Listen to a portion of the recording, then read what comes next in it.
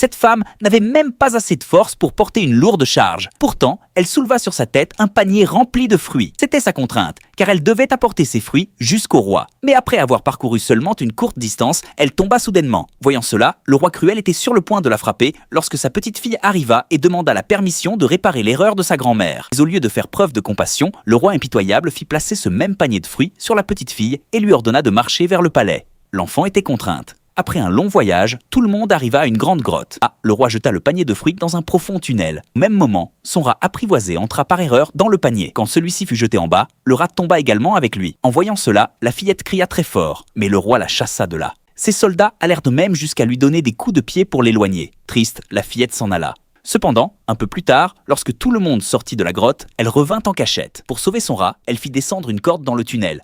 Mais malheureusement, sa main glissa et elle tomba directement au fond du tunnel. En bas, elle trouva un tas de fruits sur lequel elle tomba et se blessa à la main. Paniquée, elle regarda autour d'elle quand soudain une étrange patte s'avança vers elle. En entendant un bruit, elle vit que d'immenses dragons étaient emprisonnés là.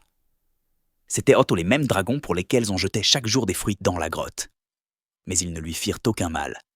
Il y avait 2 dragons dans la grotte. L'un d'eux tenait dans sa bouche un œuf magique de couleur bleue qui brillait. Dès que l'œuf s'approcha d'elle,